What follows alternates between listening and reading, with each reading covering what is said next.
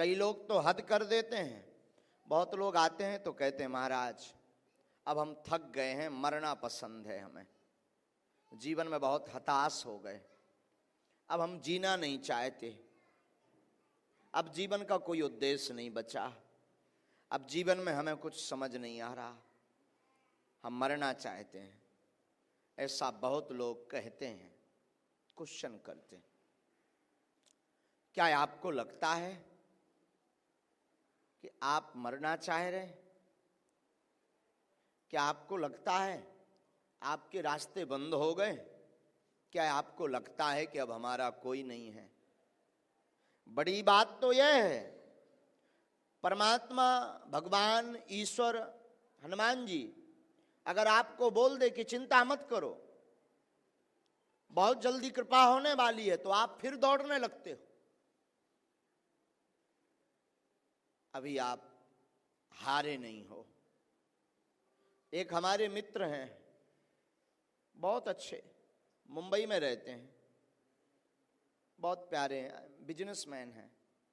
कभी कभी उनसे हमारी चर्चा होती है तो वो एक बात बहुत अच्छी बोलते हैं। गुरुदेव कहते हैं गुरुदेव, गुरुजी। हमने कहा हाँ। बोले जीवन में हारता वो व्यक्ति है जिससे जीत की चाह होती। हमने कहा मतलब?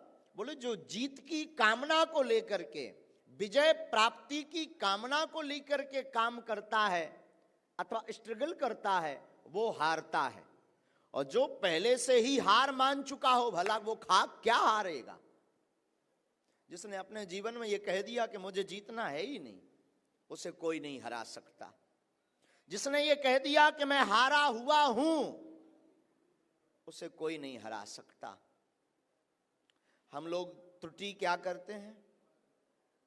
हम लोग गलती ये करते हैं कि संसार पर आशा करते हैं, जगत पर, लोगों पर, फ्रेंड सर्कल में आशा करते हैं।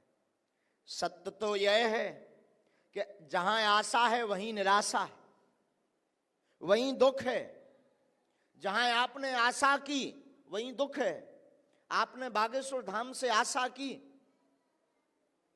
बागेश्वर धाम पर किसी व्यक्ति से आशा की तो दुख है, पर बागेश्वर धाम पर बालाजी से आशा की, हनुमान जी से आशा की तो सुख प्राप्त होगा। ये दुख से बचने का उपाय है।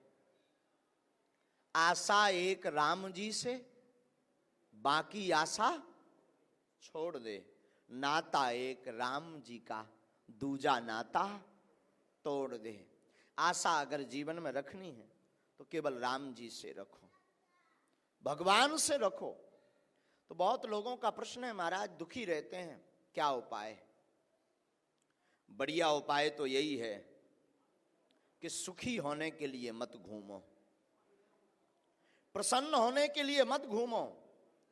सबसे बढ़िया उपाय यह है, उत्तम उपाय यह है कि आप हमेशा ये विचार करो, हमें जो भी अपने जीवन में मिल रहा ईश्वर की कृपा से मिल रहा, और ईश्वर की कृपा का प्रसाद मानते हुए अगर पाएंगे, दुख को सुख को लेंगे तो आप कभी दुखी नहीं रह सकते। दुख से बचने का यही उपाय है।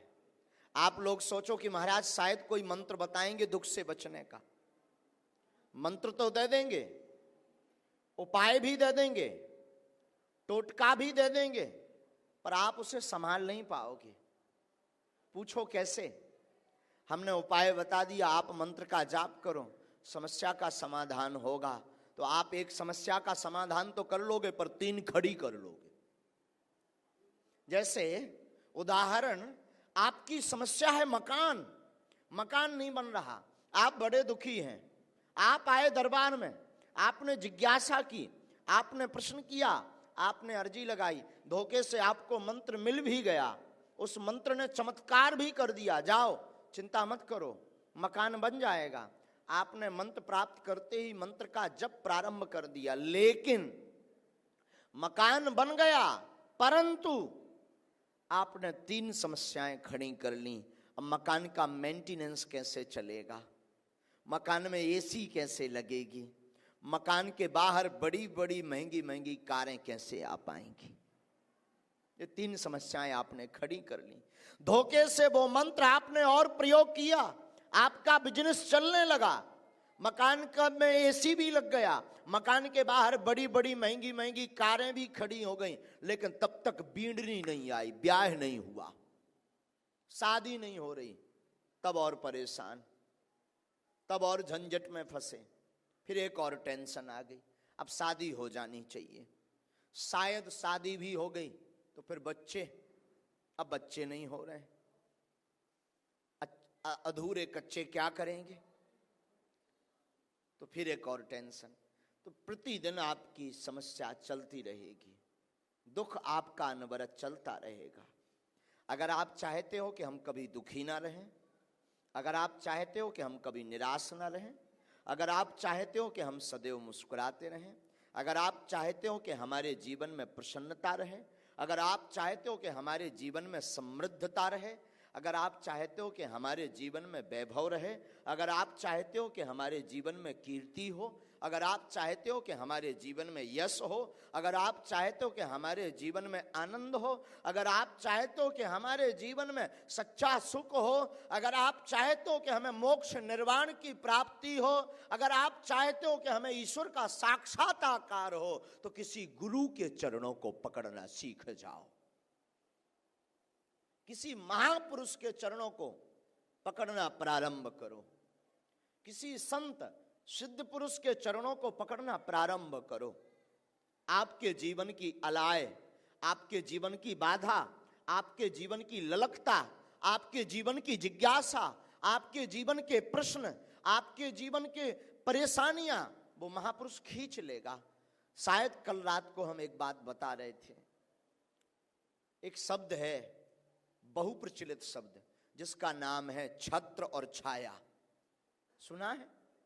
छत्र छाया। सब लोग कहते हैं ना, भगवान की छत्र छाया बनी रहे, गुरुजी की मेहर बनी रहे, बालाजी की छत्र छाया बनी रहे, संतों की छत्र छाया बनी रहे, ऐसा बोलते हैं ना। ये शब्द का अर्थ है जानते हैं? छत्र माने होता छाता, अंग्रेजी में जैसे कहते हैं अम्ब्रेला, छाता।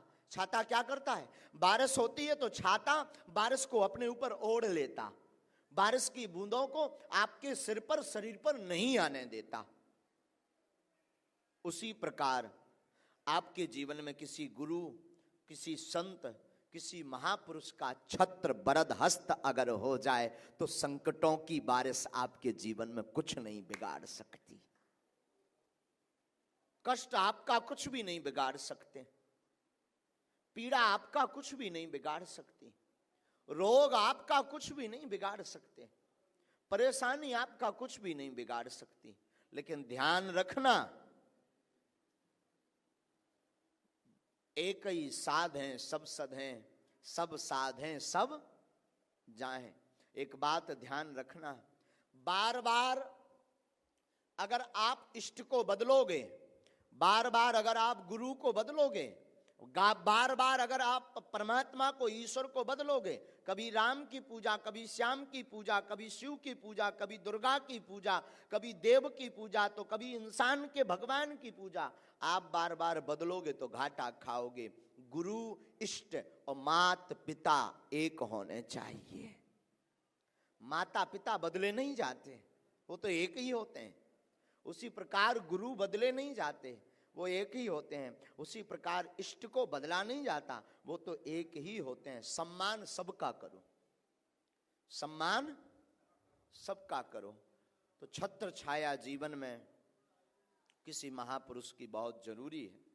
यही सूत्र है दुख से बचने का, यही सूत्र है कष्टों से बचने का। दुख से बचने का सूत्र यही है कि आप जीवन में आशा रखो तो केवल भगवान से रखो, ईश्वर से रखो, राम जी से रखो, हनुमान जी से रखो। बाकी जगत में किसी से आशा मत रखो। संसार में आशा रखोगे तो घाटा ही घाटा।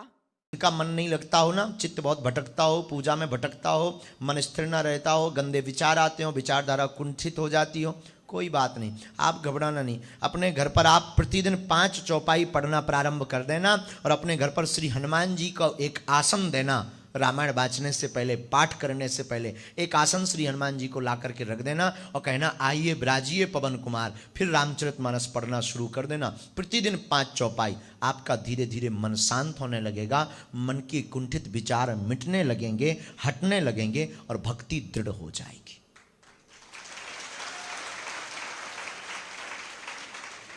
घर में आपके बहुत नकारात्मक ऊर्जा हो, आपको लगता है तंत्र विद्या है, आपको लगता है कि हमारे घर में किसी ने कुछ करा दिया है, आपको लगता है कि कोई नेगेटिव एनर्जी यहाँ पर एक्टिवेट है, आपको लगता है कि यह नेगेटिव एनर्जी हमारे शरीर को, हमारे परिवार को, हमारे लोगों को, हमारे घर में बहुत माहौल खराब कर रही है, बिल्कुल मत घबराएं। आज एक उपाय सुन लें। पंचमुखी हनुमान जी, जिनके 5 मुख हों, पंचमुखी हनुमान जी, किसी आचार्य, किसी ब्राह्मण, किसी साधक सिद्ध के द्वारा उनको उनका पूजन करवा करके मंगलवार के दिन चरणों में थोड़ा सा सिंदूर लगा करके और पान के पत्ते में शहद लगाकर उस पर पंचमुखी हनुमान जी के छोटे से विग्रह को बैठाकर या चित्र को बैठाकर दरवाजे पर, मुख्य दरवाजे पर टांग देना।